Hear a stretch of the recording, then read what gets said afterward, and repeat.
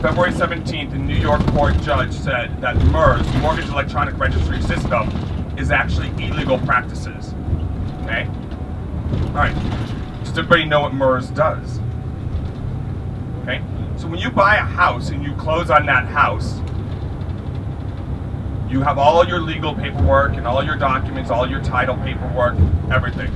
It gets transferred over to a mortgage electronic registry system, and it registers it. So if you closed with Chase Bank, okay, and Chase Bank did your closing and took the documents and filed them with MERS, okay, and then MERS or Chase Bank 30 days later, when your first payment's due, turns around and says, okay, we want to sell this loan. We're going to sell it to Wells Fargo. Okay? So this is true.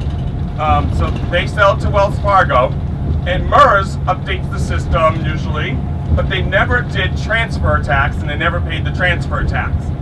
The bank, in most cases, so many of them went under, actually never did end or assigns rights to assign it to MERS and to Wells Fargo. Well, all of a sudden your mortgage is at Wells Fargo and you're not making payments, and all of a sudden you go into delinquency status and you go into foreclosure. Wells Fargo turns around and forecloses on you, sends out the notice of default, a list pendants, or notice of foreclosure sale. Well, guess what? Wells Fargo can't foreclose on you. So there's been a whole moratorium on foreclosures, and they haven't been filing them. So MERS went to court here, Superior Court, and it was actually found illegal. MERS most likely will probably file bankruptcy in the next couple of weeks, and there's going to probably be several lawsuits against them now, because all those people that they foreclosed on were illegal foreclosures. Okay? So the government, President Obama comes out on February 27th and announces, for everybody we foreclosed on illegally, we're going to give you $2,000, and we're sorry. Well, in New York City, at $2,000 is not even going to get you a one bedroom. Okay? So it doesn't really help. So then what they came out with is the HAFA program, H-A-F-A. And this is very interesting, and it's very important for investors. So on February 27th, they came out in the paper, the DC News, and they said, President Obama said, everybody that had their foreclosure that was on halt, okay, we're going to go back, and you have a couple options.